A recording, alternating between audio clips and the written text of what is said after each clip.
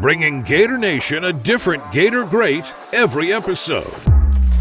This is Jabbar Gaffney. You're listening to the All for the Gators podcast. Hey, I'm Earl Everett. You're not a Gator, you're Gator bait. This is Bo Carroll. Hey, I'm Rita Anthony. This is Kewan Ratliff, and you are listening to All for the Gators podcast. This is Cedric Faison, a.k.a. C4. This is Brandon James. This is Jack Jackson. Go Gators. Hi, this is your boy Jeremy Mincy, a.k.a. Mr. Mintz, and we were the All for the Gators podcast. This is Ben Trooper. You listening to the All for the Gators podcast. Hey guys, this is Jarvis Moss. Go Gators. You rocking with Lito Shepherd, and we're All for the Gators podcast, man. Top notch. This is Chris Doring, and you're listening to the All for the Gators podcast.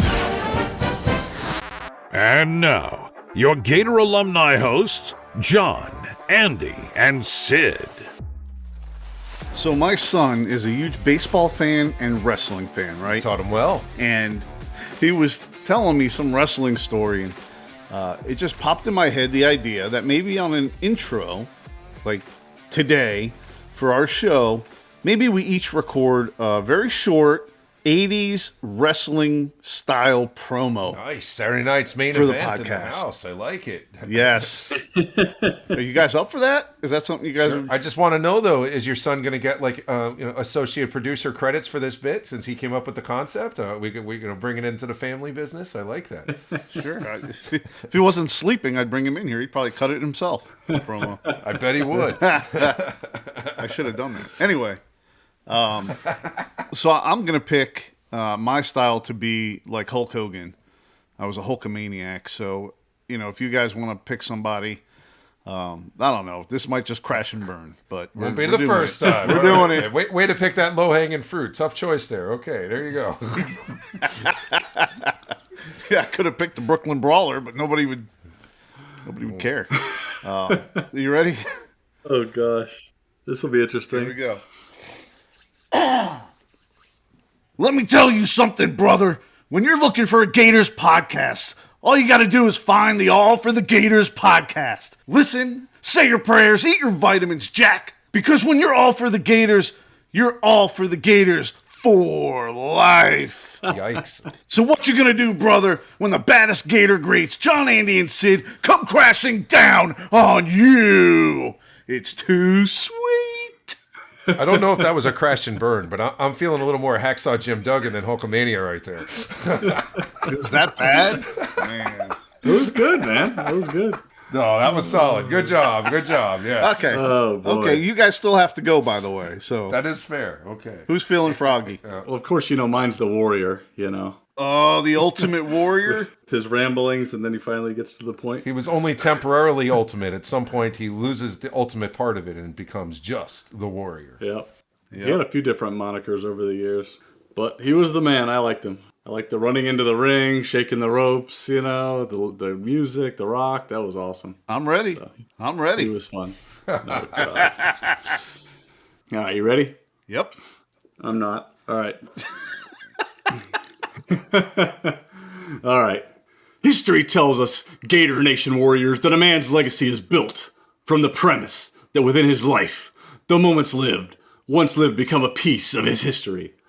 Somehow we have unexpectedly, even unceremoniously, Gator Nation warriors, misaligned pieces of our history. To all the innuendos and speculation that something ultimate, or warrior, or Lagway may soon appear, and I will say then, welcome to the reappearance of the Gator Warriors.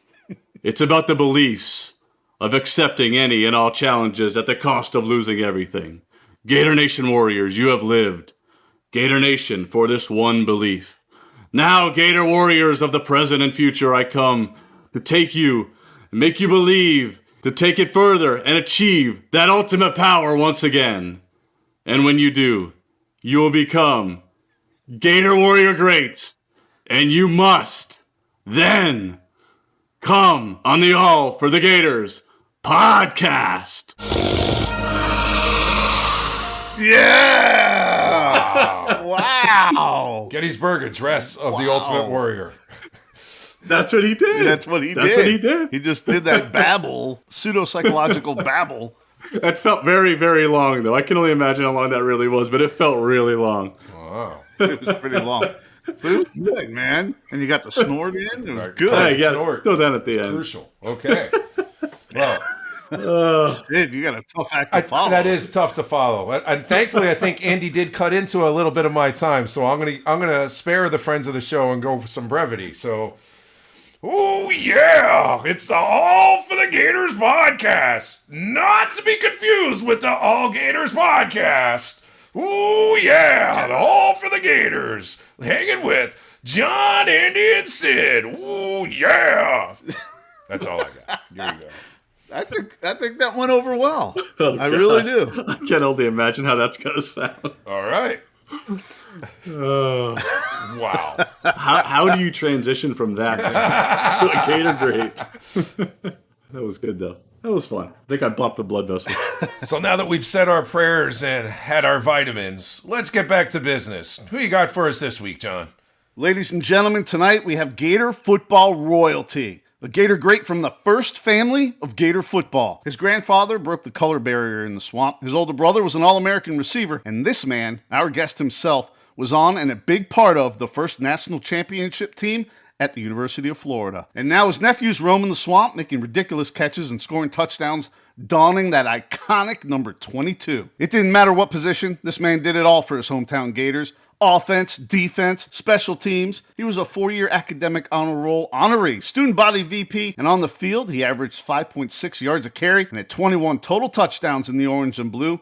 Gator Nation, I give to you 1998 team captain, 2-time SEC champ, and 1996 national champion, Mr. Terrence Bernard. We know him as Terry Jackson. Welcome. What's up, people? Welcome. Thank you. Good to be here, guys. Man, Terry, it's such an honor. Truthfully, it's an honor to have you on with us. And I got to just start out. What's it like watching your nephew wear that number 22, making those insane, the sideline catches, laying flat out for the ball kind of catches right there in the swamp? You know, it is very, I guess I would say humbling, or just like makes you feel proud. I mean, you remember them, they're your little babies. You remember them, you walked them around and took care of them when they were babies, and now they're a grown man, and he's out there making plays like this, living his dream.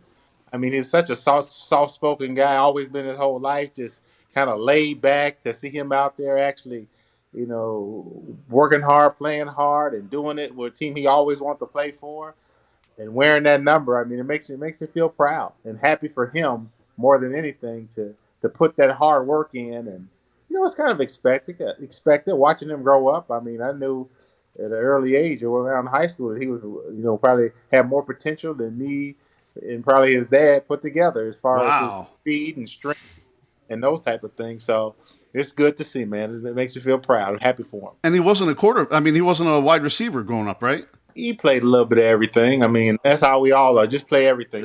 Back in the day, we made him be like old school. You just play everything. Swiss Army knives out there, wherever you need. Wherever you are playing defense, just get on. Just put me on the field somewhere, coach.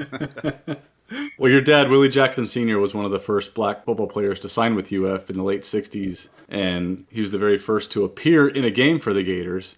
So when we say words like Gator pride, that must have a little bit of a different meaning for you, I would imagine, right? Yeah, I grew up and being from Gainesville. If you're from Gainesville, if you go to Florida, it's a big deal. But being from Gainesville and having a chance to be around, growing up, my dad and his friends, his teammates, it's just exciting growing up being a Gator. Him and Leonard George, they were family friends, always around. Whether it's Nat Moore or, watching him play with Dolphins growing up and just being around family and and Travis and Lee McGriff. Me and Travis played boys club together. We were 7 years old, 8 years old. Went to high school together. Played middle school baseball together. And Lee was actually one of my coaches for Burger King when we were 8 years old. So him and Brett White were one of our coaches when I was in the boys club. So just being around those guys, and it's always been a very prideful thing to be a Gator, and just being able to see those guys who played before me and set the path before us has always been an exciting thing for me. What an experience getting to grow up in Gainesville, being part of like the Gator football extended family, getting to go to games. What was it like getting to go see your brother playing in the field?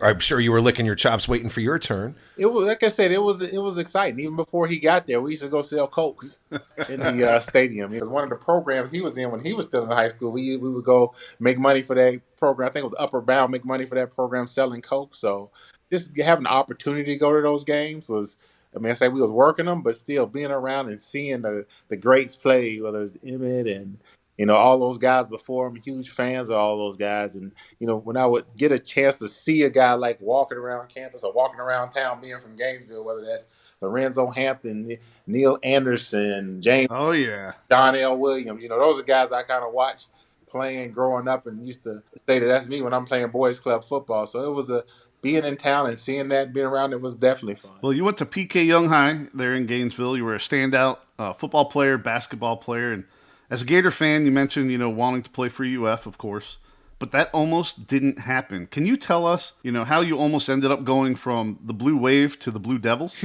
I was, I probably was like a day away from going to the signing with Duke.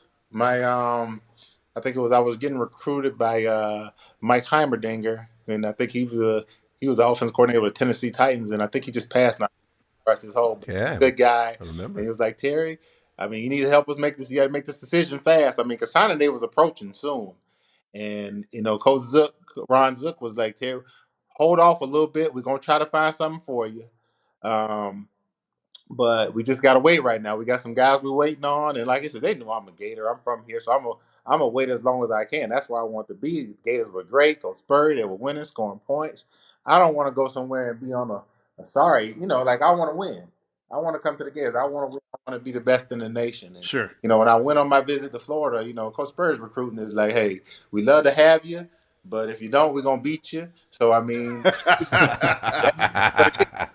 he's very honest. He said, hey, we got some fast guys on this team, so I don't know what position you're going to play. But we got a lot of fast guys. So, like I said, but we'd love you. If it works out, it'd be great. If not, I'm probably going to beat you. So, that's how he kind of recruited. Now, it's a funny story. I remember seeing at the Florida Relays, I saw Riedel and Fred. They were running. And I saw Fred. And this is in high school, right? This is in high school. Our senior year in high school for the Florida Relays. So this is around in, what was that, right? April, I believe, Florida Relays used it. And I saw Fred Taylor, and he had just ran 100 and running 10-something. And I saw how big he was. I said, you know what? I see why I'm not being recruited. I can't even be mad. I mean, if you saw him at a senior in high school, I mean, 6'1", 215, 220, nothing but muscle. I said, I can't even be mad. So, I mean, I understood it, but like I said, that's still, in my mind, I could play with anybody. And you can say Travis, I think, had already committed. And so I was like, okay, we could hopefully make this thing work. But like you said, I was probably a day away. If they had waited another day, I probably was going to end up going to Duke. Wow. Well, you said you wanted to win. There wasn't a lot of that going on the football field at Duke. Maybe you could have gone and walked on and gotten some rebounds there with Battier or Boozer or something. That's what I was about to tell you. When I was on the staff board, I used to tell those guys all the time, hey, I was almost at Duke, and I would have played basketball. I asked them if I could walk on the basketball team, and this happened to be the year. This was in '94. I don't know if you guys remember when Coach K had a heart attack or something. And Duke actually had a really bad season that year. And I was like, I can't remember the point guard who was on that team, but I asked the coach, I said, you think I could walk on? And, they recruit me for football. Yeah, you could probably do that. So, so I was like, hey, good. So if I'm going to Duke, I'm going to play. I definitely was going to try to walk on that basketball team. And I told those guys who I did, Vernon, who was a cornerback when I was, they used to laugh at me. I said, you know what? I would have been on my 17th year in the NBA right now if I went to Duke. That's right. So you redshirt in '94, and the Gators bring you in really as an overall athlete, but start you kind of sort of in a specialized linebacking position, I guess we'd call it. On the scout team there, you actually moved to safety, and Mike Peterson goes from safety to linebacker. Same thing happens with Curse next season. Can you talk about the position changes, and then also any insight you had on Mike Peterson, and did you kind of know back then he was going to be pretty special? I mean, you guys do y'all research. I mean, y'all know some stuff that I better remember it. Like, I mean, y'all remember it exactly. That's pretty darn impressive. We got to bring our A game with quality guests like you, man. That is pretty darn good. Yeah, I went in as an athlete. I started off on as defense. I played defense. I think Mike was he started out as safety. He was a quarterback in high school. We both went as athletes, but he definitely started. He was like a safety at first, and I was kind of I was with I played the position as what do we call it? What do we call it? Yeah, specialty line, NSS or something. We called it like that. Nickel strong safety, something like that. We called it. That was Ben Hanks, Darren Hambrick, Pat Lowe. And it was, when I talked about some hard practice with Coach Zook, that was some tough stuff right there. But I started out over there on defense. Was that what they called the Gator backer? Yeah, they're like a Gator back, okay. nickel strong. Yeah, we had all type of names for it over there. So we had a Gator back position with Ben Hanks, and good competition. I actually was doing pretty good over there. And then, coaches watched film, and they said, why don't we try this? And I think around that springtime, I ended up switching over to that strong safety position. And I actually remember getting a pick at some point in one of them practices, and I was doing pretty good. And Mike ended up switching over to playing the strong safety position, and he was backing up Ben and those guys. But I ended up in the spring practice. Fred and Eli got hurt. T-Bate got hurt. And we were in the middle of a practice, and I think it was spring, and Coach Spurrier like, hey, we need a running back. We need somebody. Coach Franks came over and said, okay, simple play, we're just going to run the draw. I got the ball on the draw play, got about 7-8 yards, made somebody miss, hit somebody. He said, okay, he's running back now. And it happened just like that. I was a running back. That's what Spurrier said. He's a running back now. It's it, guys. You go Spurs, because the offense, your team is basically the head coach. Whatever side of the ball, he gonna get the players he wants. That's right. Yeah, he was gonna win that one no matter what. And, so I was switched position, and that was all she wrote. And ended up doing a little both my sophomore year when we had some injuries to Mike and Javon. And you're speaking of two great players. Like I said, me and Mike grew up playing against each other. He went to Santa Fe. I was at PK. So we had been playing basketball varsity against each other. We both played varsity basketball as freshmen. So we had been battling each other for years. We didn't play them in football because Santa Fe was a little bit of a powerhouse at the time. We were good too. We were ranked in state, but they were 3A and 2A. So back then that's a different level of football. They had some big boys up front. So as good as we were, we would have been tough for us. But me and Mike Pete have been competing against each other for a long time. I actually tease him. We used to always have because we played a lot of basketball in college at the intramurals. I was first team point guard our senior year. I think he was second team point guard. So we used to always laugh about that. But Mike is one of the toughest competitors I ever played against, ever played with. Just tough, athletic. And like I said, we grew up doing everything, playing every position. And I think that's a reason for the type of success. He could go and play in the NFL, and he could play all three linebacker positions. And that's what we kind of grew up doing. And between him and Javon and Johnny Rutledge, those linebackers on that team were all-stars. All of them are all-Americans, but just the athletic ability. They could do everything. Javon just a freak on a whole nother level. He came in as a safety. Oh, yeah. And ended up switching over to the outside linebacker and line. So, I mean, there was a lot of talent, a lot of great players, but Mike Porter Peterson was just a competitor who could do everything. Let's talk about your true freshman season in '95. You're splitting time with Eli and Freddie T.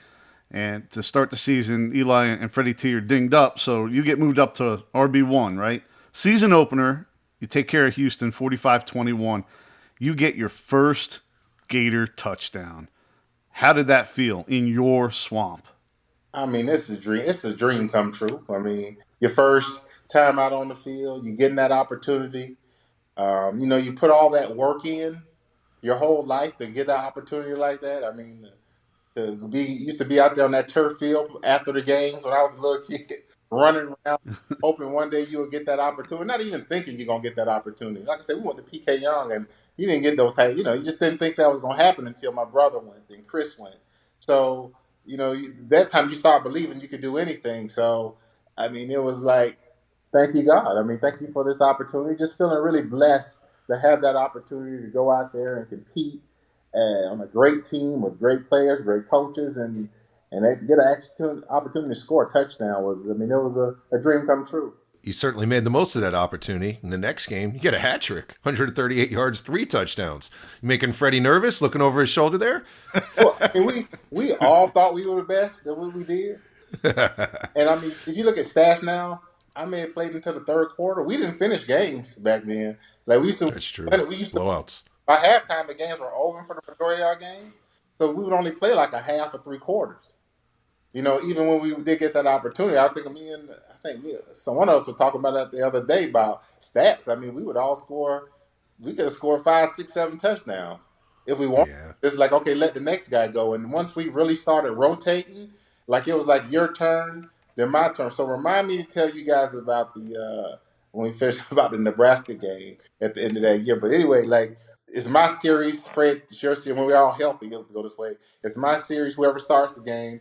Then, it's your series, Eli, then it's your series, Fred. We kind of were splitting like that for the most part when we were all kind of up and running. But it was always somehow one person was kind of dinged up a little bit. But it was, like I said, I had that game and I think another game, and then y'all probably know better than me. I think it was an Auburn game. Danny threw a pass and I think he got intercepted or something. And I tried to tackle and I separated my shoulder. And then I think the next game, Eli and Fred both got 100 yards. So now we back. I'm going in third, and it's just like that whole rotation. But it was we all thought we all had special things we did kind of the best.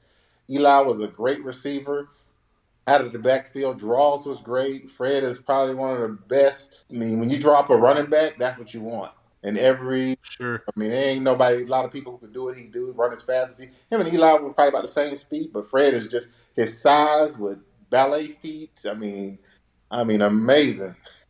So, and with the thing about Fred, like they wanted me to run the short yardage stuff, but if you look at Fred, that's probably some type of savant genius in that Fred can score every play. In his mind, he can score every play. Probably right, he could.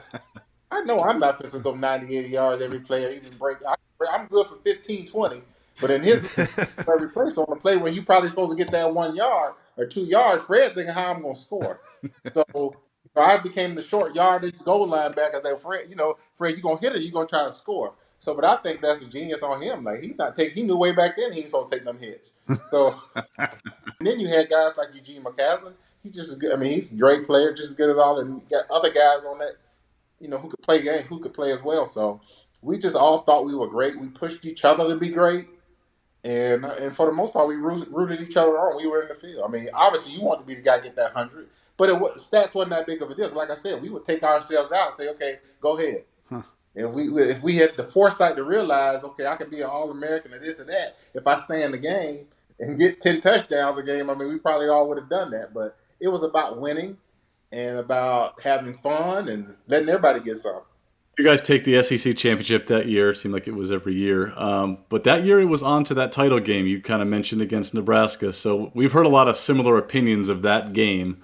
But I'll turn it over to you for your Nebraska story. Wait, now I want to hear what you guys have heard because y'all do great research. I want to hear what you guys have heard about that Nebraska. We've definitely heard comments as to the size of Nebraska, and maybe there's been some subtle implications that it might not have all been naturally chemically enhanced. The strength was never seen before. Also, that they were an excellent football team, though, and their offensive line was very powerful. Though, yes, friends of the show have been respectful. They were a champion. Okay. Have thoughts on why we got beat like that? What happened? Like, what were other things? A lot of it was fuel for how you guys responded and what came to follow the year after. That being so close and wanting to get back there and make the most of that chance. We definitely got a lot of that sentiment. Yeah, I played with Lawrence Phillips at the 49ers. Rest his soul, he's passed as well. I thought he was a great guy when I played with him. Yeah. And I asked him straight, but I said, "Were you guys on steroids? Were them boys on?" And he laughed. He gave me a smirk. Oh, not a denial. I didn't know what that meant. But then last year I was at an NFLPA event, and I can't remember their name, but it was 3 offensive linemen from that team. And I asked them, I said, "Now this is Lauren. I did this. I told them the same story." And they said, "Oh, absolutely not." We was nowhere near. Oh. And I said, Okay. I'm going. Y'all were the big boys. I said, you guys were the best team I've ever played against on any level. Yeah. And here's my story. We went out there to have fun and play a game. That's what we did. That was, I think, the secret to our success. We had fun. We were playing a game with Coach Sperry. He made the game fun. And that was kind of one of our secrets to what we did. I think his confidence, his ability to predict or just put us in a position to be successful made us confident, maybe even a little arrogant. Sure. To think that, everything that we do is going to work. And for the most part, it did. If y'all remember that season, it was a pretty easy season. Yeah, we didn't have a hard game all season. You guys were coasting. So, in our mind, even watching film up into that, those weeks watching Nebraska, they had some close games against some scrub teams. And we were like, we're going to blow these guys out. I remember the conversations about our defense and all. Like, we just and I used to ask the defense, I said, y'all think y'all can stop Frazier and Phillips? We gonna shut all that down. Okay, good. We gonna. Yikes. And yikes. And like I said, everything was easy. All the players we had, and we went out there with kind of that mindset. We partied and danced at practice, after practice, before practice, during practice. And I think we really were kind of a little bit full of ourselves. And I don't think we worked. And you just speaking of it, gave us the fuel for the next year. We knew we were much more business-like when we went to New Orleans that next year. As opposed to this year, it was like, we go out there to have fun and blow these guys out. We didn't have really a tough game all year. And we just kind of down, even Florida State. And that's our guy. That's the team who, they got just as much talent, if not more, than us every year. So during those times, so we thought we were going to really go out there and blow up. So I don't think we were as focused as we should have been. It was our first time in a situation like that. But Nebraska had been in, Tom Osborne, I think, is a heck of a coach. And when we walked in the stadium, it was kind of like when we walked past them, that was the old Arizona stadium where both teams got to walk by each other because of the locker room. And we're standing by them and we looking up like, is this a pro team? Like, this is the wrong game. Like, and they were like having a good time laughing. They were just like straightforward, serious. As soon as we walked on the field, and I mean, from the very first kickoff in that game, it was broke ACL, tore ACLs like on our team. Like they came down on special teams like madmen. Like, it was like we were out there having fun. Like, but it was business for them, and you could tell from the first snap, and then things just started. I think like in the first quarter, or early in the game, a fan of ours had a heart attack right from behind us. Oh my God. And I mean, the one thing after another, and then Quez broke his hip and was yelling on the field, and at that point we like, oh, these people are there. They ain't come to play. Like, this is serious business out here. And I think that snowball effect, then it started getting cold in the second half, and then it was just almost every series something was happening. It seemed like it wasn't going our way, but like I said, I think that was a really well coached team. They were just more focused, in my opinion. Sure. If we had to do it again, if we had played them the next year, I think it would have been a lot different, just because of the focus. And like you said, that fuel the next year, knowing what it's going to take, how to be prepared, how to be stronger. Like, we had to get stronger. We had to take every game serious, every moment serious. I think it helped coaches. It helped our team. It helped our leaders on that team to say, okay, this ain't happening again. And, I think it was destined. And I think we probably could have won a few in a row. Everybody that came on from that team that talked about that season leading into that next offseason, they talked about exactly what you just said. It was just very different. New strength coach. Very focused, attention to detail. Yep. Everything you needed to do to win, you guys did. Yeah, we did. I think that was Stoops' first year too, wasn't it? That's right. We had the Stoops came in after that. Yep. Yeah. So, I mean, it was, I guess we needed somebody from that Big Ten area to know what's kind of going on over there. But yes. Yeah, it was a different mentality, I say, going into that next year. Like, we're not losing. Coach Sperry, Florida had been number one in 94, lost to Auburn, had been number one next year. 95, we definitely should have won. 96, I mean, and every year we were right at the precipice, so there was no leaving anything to chance. So let's talk about ending that 95 year. You ended with 780 yards rushing, a stout 6.4 yards a carry. And I know you said you weren't too concerned about stats, but I mean, that's pretty damn good. Oh, yeah. And I know the whole team is getting refocused in their mentality that offseason, but talking about Terry Jackson, How are you gearing up for that next season? Are you looking to compete at running back, for the top spot, or do you have a mentality of, whatever it takes, just get me on the field and help the team win? What's going on, in your mindset that offseason? Yeah, I'm just competing. Let's win. I mean, it's more team oriented in my mind. Like I say, I've always been kind of a glue guy. Like, I didn't even start running back in high school. I wasn't starting running back in my own high school at PK Young, and we got 25 people on our team. So, I mean, like, I'm more about let's put whoever we got to put on the field, let's win this game, and let's all get good, be great together. That's just always kind of been my mindset, whatever we got to do. I know how good Fred, Eli, Eugene McCaslin is, everybody we got on that team is.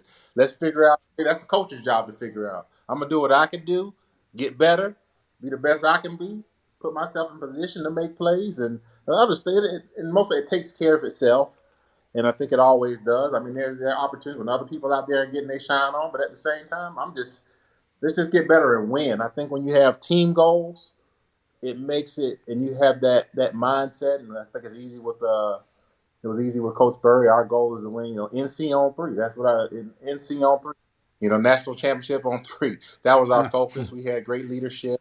Andy Lawrence, all those guys on the team. Our focus was as a team to team goals. It wasn't, individually. Like I said, it wasn't. We didn't live in a world right now where everybody. I'm going to a league, and that's my thought and everything. Like, if we want to go, and hopefully we get there, but it wasn't like that. We weren't the factory we were yet. We started that factory. You know what I'm saying? Where everybody's going every year. A first round pick every year. We were kind of right at the start of the precipice of that. So that next season, you do refocus. You get the new strength coach. Stoops comes in. You take the SEC championship again, and then you go for that national championship. Stay with the run. It's Jackson. He's gone. Touchdown. Oh, that's got to sound sweet to you. 118 yards rushing, 2 scores, that 42-yarder in the national championship game. Was that the favorite play of your career? It's got to be up there. It's definitely up there. I mean, like I said, being a lifelong Gator, I grew up in them 80s. So, I mean, we weren't national contender. I guess what the 84, 85 years, the probation years, we had a real shot of where we were pretty good then, but I guess it was probation years. But, I mean, we weren't dominating everybody. And to get a chance to win the national title, be on the first one, and be a part of that, and to actually score a touchdown, I ain't known for breaking long runs. So that was kind of in itself a pretty big deal for me and the team. So it was definitely exciting, and just the favorite player, absolutely. Man, I love those Terry Jackson runs, man. You get the ball, you put your head down, knock over 2 defenders, and as soon as you got a little bit of space, you were gone. And that was a Terry Jackson run. I loved it. Absolutely. Run through a brick wall. Like I said, we're just trying. It's me and you, baby. One of us somebody gonna get scared, somebody gonna turn. It ain't gonna be me. And I'm okay. I'm okay with getting knocked out. And I think that was kind of my mentality. If I get knocked out, it's just meant to be, but it's gonna happen to somebody. Knocked out. We had Doug Johnson on, and he talked about the beating that Danny took in the regular season game against FSU that year. Against Florida State. Was part of that beatdown that you guys put on them a little bit of payback for those hits on Danny? Was that something you guys even thought about? Yeah, it was definitely on our mind. We switched up our whole game. We went to shotgun. Coach Spurrier made that adjustment, which was genius. But just beating Florida, we had that expectation it was going to be a game like that against Florida State. They were very good. I mean, and a lot of our guys knew their guys from they played in high school and knew each other from just around. Of course, but we knew it was going to be that's the game that was our game. Like, that's a battle. Like a battle royale, like it was gonna be, and that's what they did. They played to I think what is it? Mickey Andrews. They played to the echo of the whistle. They hit late. They played a little dirty, but that was football. They were gonna try to punk you, but we wasn't the team to be punked, and we were gonna bring it right with you. And I think what they did, how they were hitting that. Yeah, we gonna show it on the field. We're going to beat you on the field, and that's going to make us feel better. You can do all that dirty stuff you want. We're going to win on the field, and that was our mindset. Oh yeah, and when we did, well, you did. So No, it's we. You're It's we. It's a we. It's a we do it. All right, you hear that, guys? We got permission to be part of the we. Oh my god, I could retire now. That's why we do this. That's excellent. Okay, so your last 2 years, unfortunately, hindered by injuries, including the ACL tear. You make it back in '98, have a huge game in the Orange Bowl, knocking off future NFL star Donovan McNabb with Syracuse. That must have felt amazing after all you had to overcome from those injuries to finish so strong and walk off the field one final time in orange and blue with such a strong game. Oh, absolutely. I mean, like you said, coming tearing my ACL the year before when I was having a great year. I mean, in my mind, I was probably going to be it for him because I was having a great year. I expected a big year. I was as strong and as fast as I had ever been, and then tore my ACL in that '97 year, and then having to cut and coming back from an ACL in those times was a little bit different. But Dr. Pete did a great job. I took the cadaver and got that knee back ready pretty good. But coming off an injury like that, you still feel it. I remember before the Tennessee game. My knee was I had to drain I don't know how many cc's of fluid from my knee. I'm not making an excuse because I did play awful leg, but they had to drain a bunch of fluid from my knee that game, and then 2 games later against LSU, I got a high ankle sprain and missed, like you said, like the next 5 or 6 games. And even in the Orange Bowl, I had a high ankle sprain, but I figured I could go, so I had to do something if I was going to have an opportunity to show the scouts that I could still, play. And I was fortunate to have a really good game on top of what, our passing game was great that game. And in mention of that game, my coach for that game, he was my coach for 1 game that season. He came on because Coach Franks got the head job at Duke, I believe, and Buddy Tevens, who just passed, rest his soul. I figured I would mention Buddy. That's right. Who had just passed, my coach for that 1 game in the Orange Bowl. You have that big game. You do get healthy, and San Francisco takes you in the 5th round of the NFL draft. But looking back, playing so many positions, splitting time with the other 2 guys in the backfield, and then the injuries we've talked about, what were your expectations kind of going into that draft? Did you have an idea where you were going to go? Was that kind of where you expected to go? I was hoping 2nd through, 4th. I mean, my agent said it. Once they tell you, if they don't say you 1st round, I mean, you got the expectation. Like I said, I've been through it with my brother.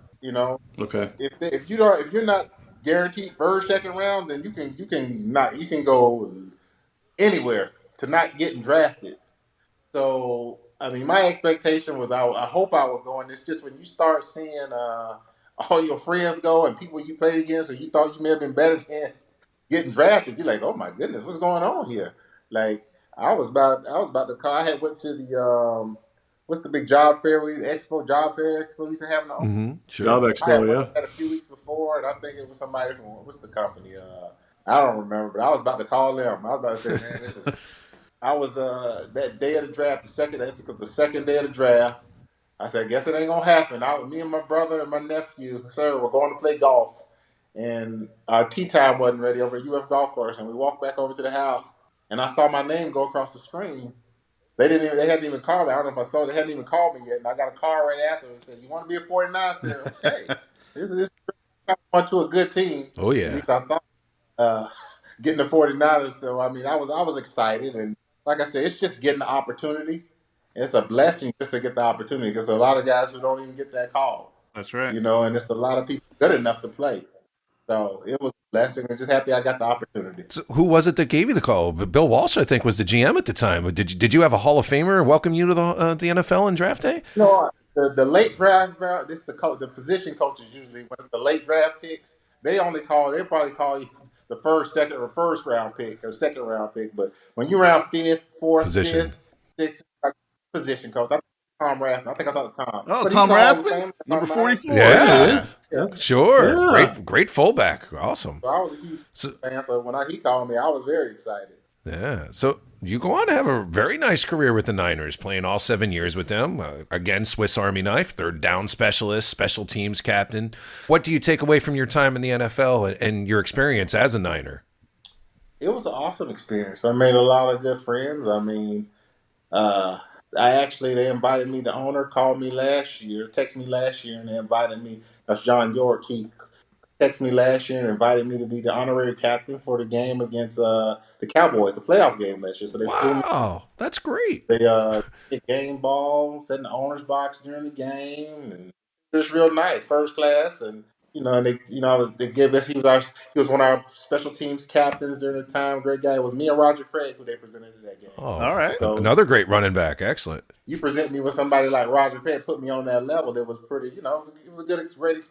So my whole time out there was kind of thinking they had won at least 10 games. Like every 15 years in a row. Yeah. Yep. Here was the year that Steve Young. Yeah, and I actually saw him at the game, and we talked. But that was a year he actually got hurt. He retired. I see him all the time. We hang out all the time. Garrison Hurst, and he said, and he always says how Steve cusses him out every time he sees him. We actually out there together that week because he said, "Garrison, you're the reason I got hurt." He missed the block. It wasn't Garrison missed the block. Garrison was. You remember Garrison had that necrosis. He had that bad break of his ankle, so he was out 2 years. That was Lawrence who was in the game. Oh, Lawrence. Okay, yeah. Hurt. He's saying, Garrison would have obviously been in the game at that time because I was a rookie. They didn't put rookies in to do that early in the season. So, that was actually Lawrence in the game when Aeneas Williams hit him in the head and ended his career. So we ended up having one of the worst seasons in a long time. I think we won one more game after that one, but for me it was still a great year. Like I said, I ended up being leading the special teams and basically points. We had a point system and had great relationships with all my teammates. Here's a story. I don't even know if it's legal, but has it got Jerry Rice in it? Yeah, it has Jerry Rice in it. It actually does. Excellent. All right. When you start losing on that level, they start blaming everything on rookies and young guys. And special teams is where most rookies and young guys play.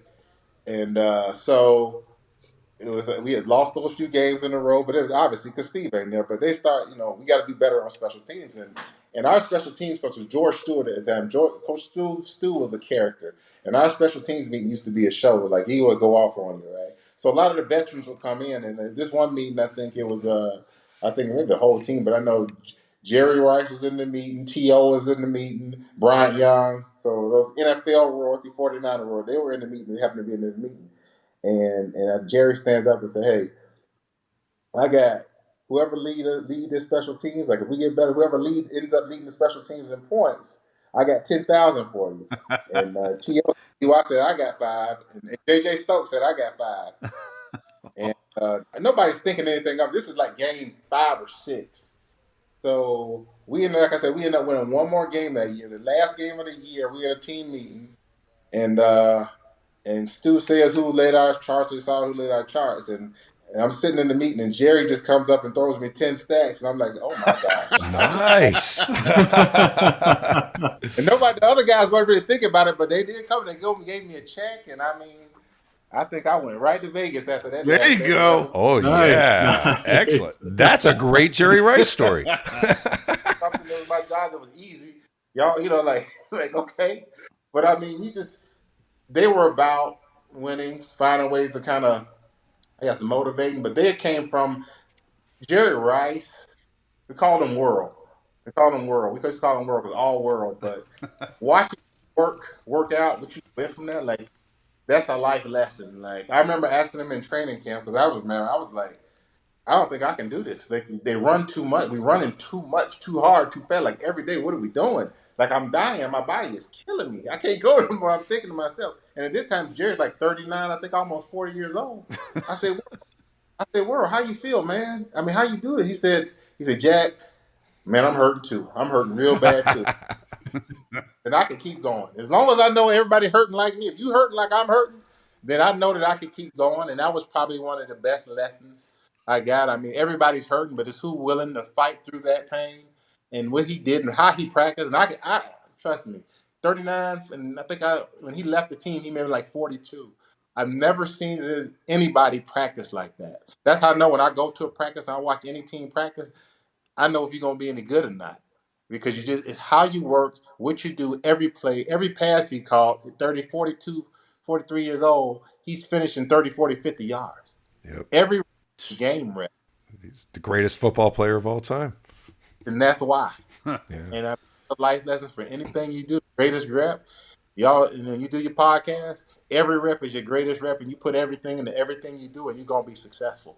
So I think those are the just kind of greatest lessons that you kind of learn, and being around guys like him and T.O. learned from him how to work hard, and that's why he was able to have success. And being around like guys like B.Y., who was all pro and one of the greatest people and players I've ever played around, and Steve. I mean, watching him play, I mean, it was just so effortlessly and smooth.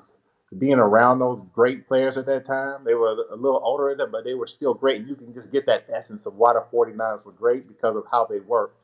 And that was kind of in Bill Walsh. Oh, yeah. How he motivated. Comes from the top. He was there, and Bill was like, hey, he came to me one day. He said, Terry, you're our best player out here. And I asked the special teams coach, I told him what he said. He said, man, that's BS. He said that to everybody. That's how he motivates. I said it worked because I never ran as hard in practice or the next few practices I ever had. Terry, let me ask you, because I heard 84 Reasons with our boy Ben Troop, another Gator podcast. Friend of the show. Yeah, friend of the show. He's been on our show, and I listened to your episode. You mentioned Tecmo Bowl and being kind of mesmerized because you were in the locker room with Steve Young and Jerry Rice, the guys that you were playing on Tecmo Bowl with, just a few years before. And I thought that was funny because me and Andy growing up as young teenagers, I still have our Tecmo Bowl record notebook. We kept track of our records. Oh, yeah. Single game, single season, and I don't know if we did career, if we were able to or not, but I have the papers are yellow. They're 35 years old. I still have that Tecmo Bowl record book. Shocking our friends are podcasters. You hear this? Oh my gosh.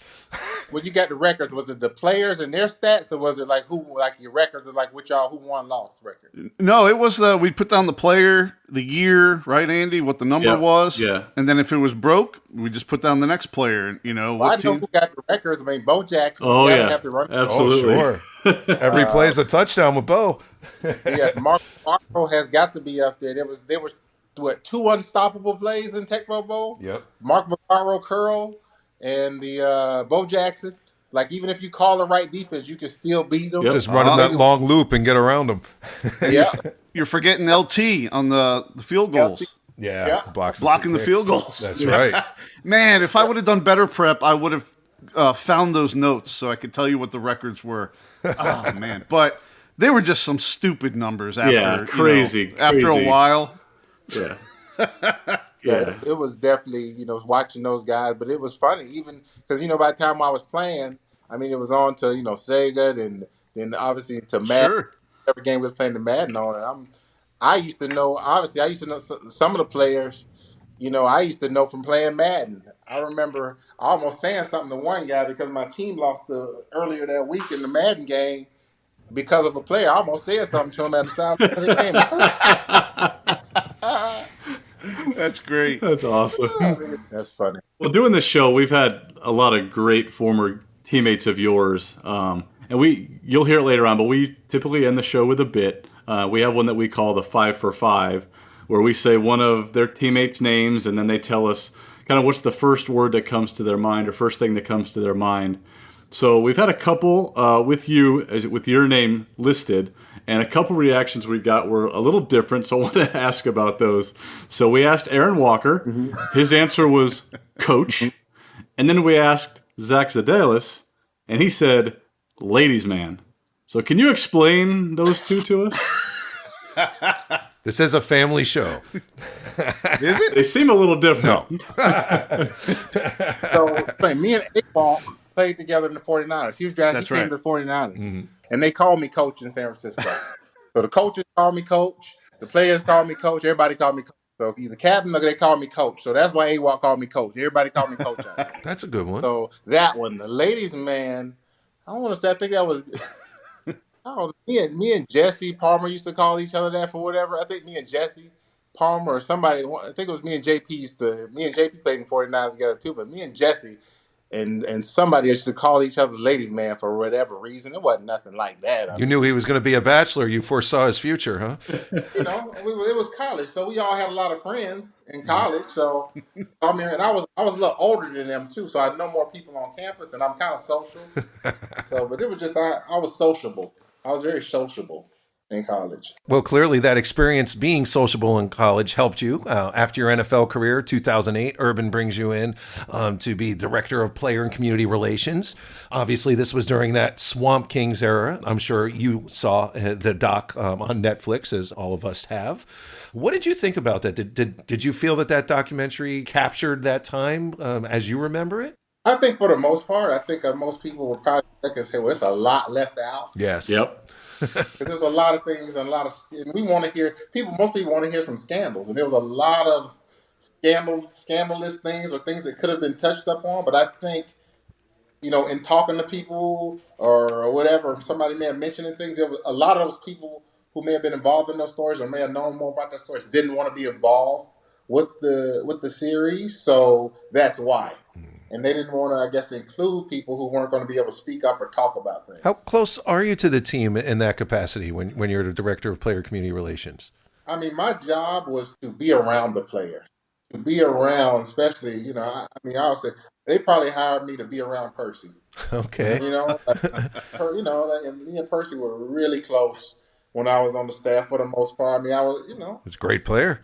I mean, we used to go over there, hang out with him, play the video game, whip him in the video game in case he listened. I used to go whip him all of them in the video game, but just to get around the players, everybody's 18, 19, 20, 21, 22. You don't know what you don't know at that point. Right. So having, it's always good to have people around who've been there and done everything you want to do. And I think Urban was, that was kind of the idea, put guys around these guys who kind of can appeal and know what they kind of been through to kind of give them another voice to kind of be around. I think we all need that. And I think it was good. I think you have some effect on people. Like I said, that's when football really, really, and even before that, really, really started to become a business, meaning that the amount of time spent on ball was, it was a lot. I remember being around thinking, man, I don't know if I could have played for Urban and this football now. They're doing a whole lot of practicing and a whole lot of meeting, and it's just a lot going on. With Coach Purdy, like I said, we were having fun. And granted, we didn't have cell phones, so once we left campus, if 352, 375, 4683 came up on our caller ID, which we just got, we weren't answering the phone. We knew that was somebody from UAA calling. So we weren't answering the phone. So we had all-time access to, these guys during that time. Hey, we need you over here. And it was not to, to give them too much. It was I think that we felt it was kind of to protect them. The more you have them, the more they're not going to get into trouble, or you can make sure they're doing the things they're supposed to do in the classroom, and we can get them graduating on time and early. But it just becomes a lot, I think, for kids, and sometimes it gets them to kind of react the wrong way or kind of act out on those type of that type of constraint, I would say. But I think those guys were. It was a lot of talent on that team, and we used to always go back and forth about, who was the better team, them or us, who would have beat who, and. Obviously, I'm going to say my team for the most part, but I give them their props. I think we'll agree with you on that too. Yep. And if I really, their up front was devastating. And that probably would, I even told, I said, I may give y'all the edge on that. Now, we had some great players up front, but like I said, with Coach Bird, that wasn't our focus. That was their focus up front. On the ball, on the side of the ball with the Pounceys and Gilbert and all those guys they had, and Carl. They had some beef up front, and there was some really, really great players. We had some great players, and Donnie and Jeff Mitchell and Oldham and Reggie Green. We had some great players too. You mentioned your team used to, was more about having fun, and that's certainly how we remember it. And it started to transition more into a business. You mentioned when Urban was there. Do you think now with NIL, it's almost fully transitioned to a business, or at least with the Division I schools, maybe? I don't know. It just seems like it's. I think he is. You still enjoy playing the game. Like I said, talking about that, you still enjoy competing. You still for a game, but science. There's a book called Drive by Daniel Pink, and it talks about motivation and how we are motivated, whether it's through extrinsic motivation or intrinsic motivation. And it talks about how, one thing of money, when money becomes involved to a certain extent, extrinsic factors. If you're motivated through extrinsic factors, eventually your production is going to be a lot less. You're not going to be as productive eventually, and you're not going to be as what's the word I'm looking for? Your mind. You're just not going to be as creative. So, but when you're intrinsically motivated, you're doing things because of purpose. You're doing things when you have more autonomy. You're doing things where you just want to be great at it. You have fun. It becomes funner. So basically, the old Tom Sawyer effect. You turn work into play, and not play into work. The money makes it work now. I'm getting paid, so it becomes a work and it becomes less fun. So if you get a chance, read that book, and I think that will explain a lot about what you see in kind of college sports and how kids are. We think we're doing right by the kids, but okay, let's give. I know there's better ways to do things to motivate to kind of to make it a more equitable situation. Because I 100% agree in the way it has done. It was not very equitable, but now. And it never has been very efficient in developing people for the long term, young people for the long term. And I think that's where the focus is not on developing kids as a priority, what college should be about. It's more on right now, what can we get out of somebody? And it's going even more towards that now with the amount of money that's kind of being talked about. I think there's better ways to do it to make it equitable. But answer to your question, yeah, I think it's a little more work than I think you see it, and sometimes when you watch the game. Are they actually all having really that much fun? I would say some. I mean, I think for the most, it's fun to play football. It's a fun game, but I think the money makes it a little bit more work than play. Good assessment. I agree. So, Terry, how long were you in that role? I know you started a youth program there and the Gator players. How long were you in that role, and what are you up to these days? I was there from that 08, the championship year, until 14, and when Will left. When Will left, I left. And since then, my fiance, my girlfriend at the time, was in med school. We had never lived with each other. We had been dating for years. And she was in med school down in Fort Lauderdale at Nova Southeast. Okay. Sure. That's our neck of the woods. Yeah, I ended up moving down there for 2 years. And before she became she's doing a residency, then she became a doctor. She got a job up in Atlanta in 2016, 2017, and we were married in 2016, 17, and moved up to Atlanta then, and had our first baby in 2017, and then our second one in 2020. So I'm daddy daycare. My wife's a doctor. All right. I'm doing same stuff I was just talking about. That's why I sound so passionate about it, working and developing, mentoring kids. I'm actually working with a former teammate here, Ronnie Battle, who has he's starting a big 7-on-7. He used to have a big 7-on-7 group called Fellowship Sports, and he's starting another one, and we're going to do a big 7-on-7, but we're attaching a mentorship program, a life skills program called Next Play that he has me kind of running and helping him run. And it's, just about, I think what has to happen in sports is you start making a priority on developing people off the field long term, but making it a priority, not just doing it to say you're doing it. And I think that's what happens on every. You just check a box, say we're doing this, and I get it. But the money is so high, it's so much money at stake. I don't think anybody's being evil or is at fault of not trying to do what's best, but it's just a lot of money. And I want you to be great off the field. I want you to do all those things, but I'm not going to mess up this big time paying job over worrying about this off the. That's not going to be my focus. And I think that's what we're going to try to do and work with kids and just try to make it change the kind of mindset paradigm and just and with parents, involve them. So our focus is on mental training and just more taking these life skills and developing for the long term.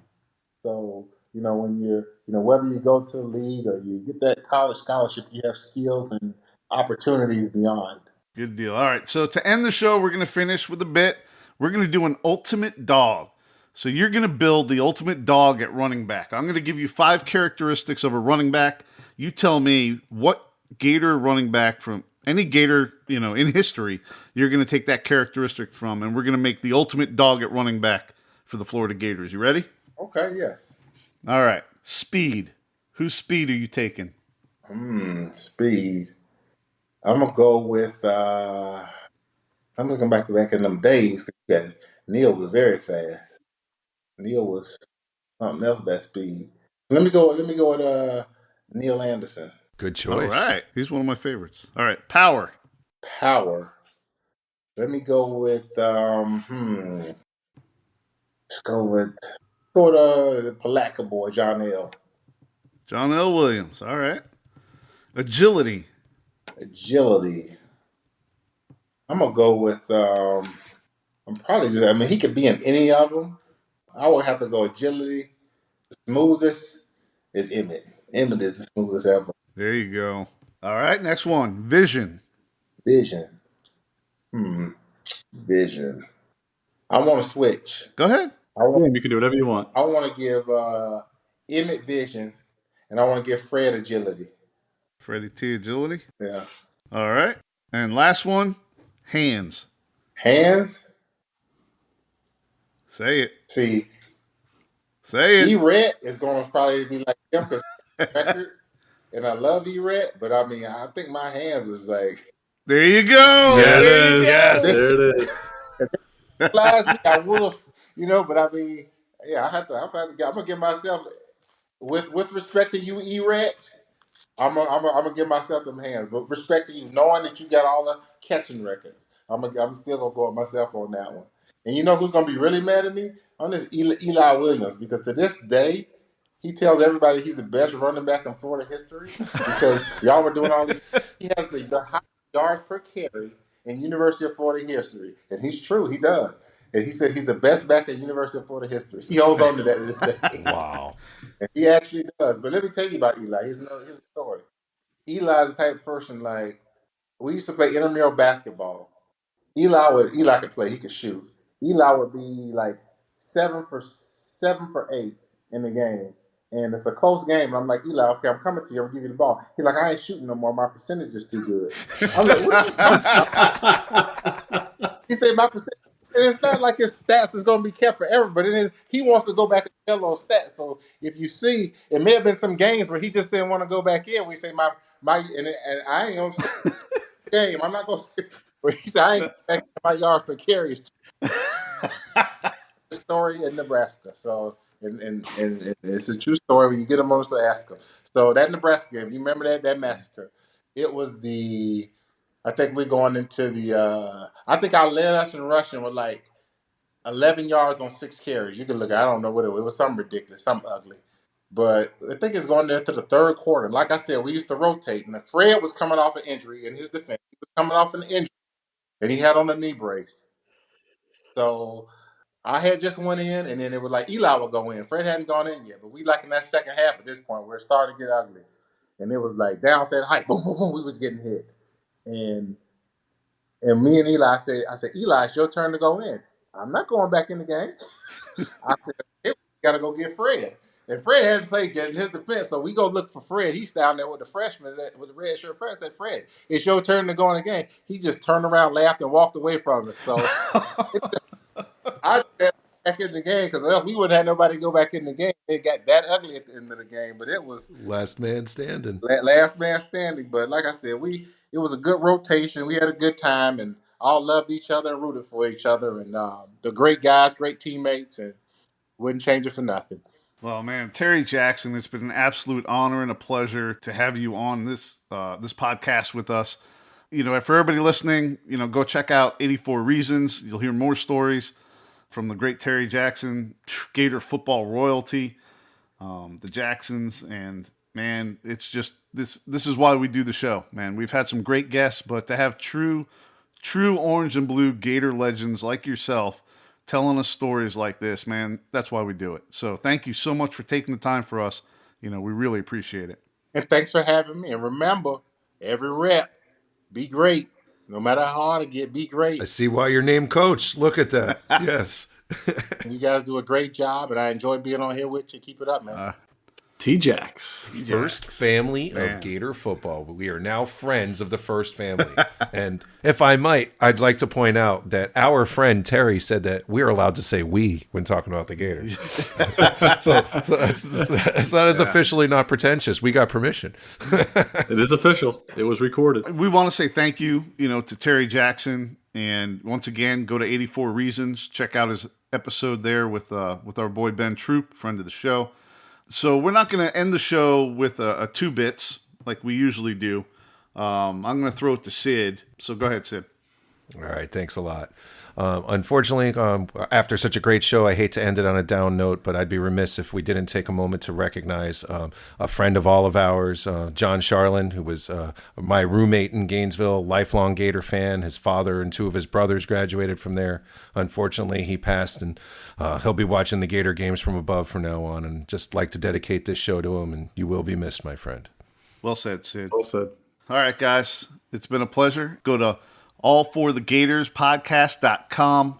4 is the number 4. Check out all the Gator greats we have scheduled. You can listen to all the shows. We're building up our Big Play Vault. Sid, have you checked it out lately? I have. It's looking good. We need to tweak it a little, though, so our friends of the show can see some more stuff, but it's looking good. I could take 0 credit for that. Baby steps, Sid. Baby steps. Yes. All right, guys. Until next time, man. It's been a pleasure. Go Gators. Go Gators. All right, for Spank. Go Gators. Yes. Yes.